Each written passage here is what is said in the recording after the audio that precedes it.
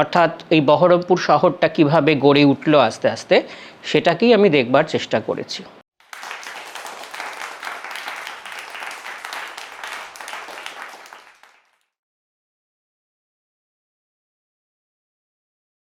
আমরা বলি যে এই যে স্বাধীনতা দিবস আসছে, আমরা অনেকে বলি যে মুর্শিদাবাদ 3 দিন পরে স্বাধীন হয়েছিল, 18ই আগস্ট স্বাধীন হয়েছিল। আসলে বিষয়টা হচ্ছে যে যখন ঠিক হলো যে ভারত ভাগ হবে, এইটা তো ঠিক হলো 3রা জুন 1947-এ। মাউন্টব্যাটেন বললেন যে আর কোনো উপায় নেই, ভারত ভাগ করতে হবে।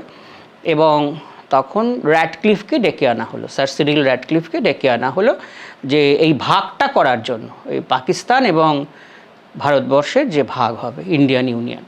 তো সিরিল র্যাডক্লিফকে কেন বাঁচা হলো? বলা হলো যে সিরিল র্যাডক্লিফ কোনোদিনও ভারতে আসেননি, ভারতের কোনো নেতার সঙ্গে তার সখ্যতাও নেই, ফলে তিনি নিরপেক্ষ হবেন, তিনি কিছু জানেন না, তাকে আনা হলে তিনি নিরপেক্ষ একটা করবেন, বাটোয়ারা করবেন। এখন যেটা হলো যে উনি আসার পর 2টো কমিশন তৈরি হলো, একটা হচ্ছে বাংলার সীমানা নির্ধারণের জন্য, একটা হচ্ছে পশ্চিম অংশে যে সীমানা সেটা নির্ধারণের জন্য। দুটোরই কিন্তু চেয়ারপারসন হলেন সিরিল র্যাডক্লিফ। তো সিরিল র্যাডক্লিফ বললেন যে আমার তো এটা করতে সময় লাগবে, সীমানা ভাগ তো অত সহজে হবে না। তো জওহরলাল নেহেরু এবং জিন্নাহ দুজনেই বললেন, দেখুন যাই আপনি করুন, আপনাকে স্বাধীনতার আগে করতে হবে, মানে 15ই আগস্টের আগে আপনাকে কিন্তু সীমানা নির্ধারণ করে দিতে হবে। তখন উনি বললেন যে এত তাড়াতাড়ি কী করে করব? তখন বললেন যে সে তো জানি না, আপনাকে এটাই করতে হবে, সময় দেওয়া যাবে না, স্বাধীনতার পর অবধি এটা টেনে নিয়ে যাওয়া যাবে না। তখন উনি বললেন যে ঠিক আছে, তবে আপনাদের মুচলেখা দিতে হবে যে আমি যা করে দেবো সেটা আপনাদের মানতে হবে, আপনারা এর বাইরে যেতে পারবেন না, মানে আপনাদের পছন্দ হোক। কেন উনি বলেছিলেন যে এটা স্বাভাবিক যে পছন্দ হবে না, যেভাবে ভাগ হবে প্রশ্ন থাকবে, অনেক কিছু থাকবে। তা উনি বললেন যে এটা কিন্তু আপনাদের আগে মুচলেখা দিতে হবে যে যেভাবে আমি ভাগ করব সেটা ফাইনাল, এর ওপরে আর কোনো বিতর্ক বা কোনো কিছু করা যাবে না। তো এটা জওহরলাল নেহেরু এবং মোহাম্মদ আলী জিন্নাহকে মেনে নিতে হলো তখন। তো এখন সিরিল র্যাডক্লিফ তিনি এই যে ভাগ করলেন, তাতে তার খুব কষ্ট হলো যে একটা দেশকে ভাগ করব এরকমভাবে, এবং তিনি যে ভাগটা করলেন তাকে যে তার জন্য যে তার ফিজ, তিনি যে আসলে সেই ফিজও তিনি নেননি। এবং দেশ স্বাধীন হওয়ার আগেই, মানে 14ই আগস্টের 15ই আগস্টের আগেই তিনি কিন্তু ওটা ওই যে বাটোয়ারাটা সেটা তিনি মাউন্টব্যাটেন তৎকালীন ভাইসরয় তার হাতে দিয়ে উনি চলে গেছিলেন সিলড কপিতে। তো যখন ওইটা যখন তারপর তো স্বাধীন হলো দেশ 15ই আগস্ট, 16ই আগস্ট বিকালে মাউন্টব্যাটেন কী করলেন, তিনি যারা তৎকালীন যারা বড় বড় 5 জন ছিলেন, জওহরলাল নেহেরু, বল্লভভাই প্যাটেল, মোহাম্মদ আলী জিন্নাহ, লিয়াকত আলী খান, তো এদেরকে সবাইকে 5 জন বিগ 5 বলা হতো, তাদেরকে ডাকলেন, ডেকে তিনি ওই খসড়া তাদের সামনে তুলে ধরলেন, হ্যাঁ, যে এইভাবে ভাগ হয়েছে, এইটা তিনি দেখালেন। এবং সেইটা কিন্তু তখনকার দিনে তো এখনকার মতো সোশ্যাল মিডিয়া ছিল না, এখনকার দিনে হলে হয়তো সঙ্গে সঙ্গে সেটা খবর হয়ে যেত। তো সেইটা খবরের কাগজে পরের দিন বেরোলো, ফলে ওই 2 দিন চলে গেল, মানে 16-17ই আগস্ট কিন্তু এটা আলটিমেটলি হলো যে মুর্শিদাবাদ পূর্ব পাকিস্তানে পড়েনি বা পাকিস্তানে পড়েনি, এটা ইন্ডিয়ান ইউনিয়নেই পড়েছে। কেন এইভাবে ভাগ করেছিলেন হচ্ছে র্যাডক্লিফ।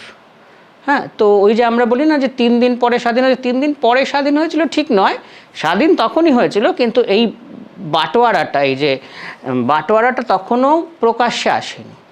নোশনাল ডিভিশন অনুযায়ী, মানে যে নোশনাল একটা তো নোশনাল ডিভিশন আগে করা হয়েছিল 1941-এর যে জনগণনা, সেটা অনুযায়ী একটা নোশনাল ডিভিশন যে কোনটা কোথায় যাবে সেটা একটা করা হয়েছিল রাফলি।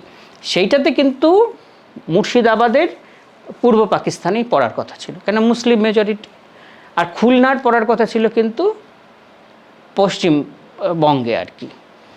হ্যাঁ, তো সেটা কিন্তু হয়নি। তো এইটা কি করে জানলাম? এটা হচ্ছে আমার ঠাকুরদা ছিলেন সিভিল ইঞ্জিনিয়ার।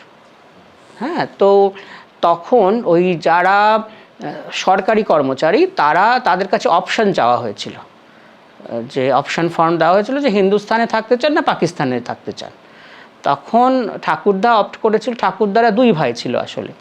ওনার দাদা ছিল স্কুল টিচার, তো ওনার দাদা বললো, দেখ আমি এখানেই থাকি, তুই হিন্দুস্তানে যা, এগুলো গণ্ডগোল বেশি দিন চলবে না, আবার যখন সব মিটে টিটে যাবে তুই আবার চলে আসবি, আর যদি খুব বড় গণ্ডগোল হয় তাহলে আমি তোর ওখানে চলে যাব। তো এইটা ছিল তাদের আন্ডারস্ট্যান্ডিং দুই ভাইয়ের। তো যাই হোক, ঠাকুরদা অপ্ট করলো হিন্দুস্তান। তখন ঠাকুরদাকে ট্রান্সফার করলো খুলনাতে। ওই 3 দিন থাকার পর যখন দেখা গেল যে খুলনা চলে গেল পূর্ব পাকিস্তানে, তখন ঠাকুরদাকে ট্রান্সফার করলো মালদা। তো আমার বাবা মালদা জেলা স্কুল থেকে মাধ্যমিক পাশ করেছে। তো এই জন্য এই যে ভাগটা যে কিভাবে হলো, তো বিশেষ করে মুর্শিদাবাদে আমরা এটা নিয়ে, মুর্শিদাবাদ এবং নদিয়ারও তো একটা অংশ এইভাবে মানে পাকিস্তানে যাওয়ার কথা ছিল, তারপরে যায়নি, বা এই আমরা বলি যে ফেরত এসছে। হ্যাঁ, আমাদের এখানেও মুর্শিদাবাদেও আপনি জানেন বহরমপুরে প্রথম 15ই আগস্ট কিন্তু পাকিস্তানের পতাকা তোলা হয়েছিল। হ্যাঁ, পাকিস্তানের পতাকা তোলা হয়েছিল, কেন নোশনাল ডিভিশন অনুযায়ী ওটা কিন্তু পাকিস্তানে যাওয়ার কথা। পরে জানা গেল যে না, ওটা পাকিস্তানে যায়নি, ওই র্যাডক্লিফ অনুযায়ী, ওটা বাটোয়ারা অনুযায়ী এটা হিন্দুস্তানে পড়েছে। এবং র্যাডক্লিফকে তো আগেই জওহরলাল নেহেরু এবং জিন্নাহ তারা মুচলেখা দিয়েছিলেন যে আমরা এটার ওপরে যাই হোক, যেভাবেই ভাগ হোক, আমরা এটার ওপরে আর কোনো বিতর্কে যাব না, যেতে পারবো না আর কি। তো ফলে ওইভাবেই ভাগটা তখন তাদের মেনে নিতে হবে।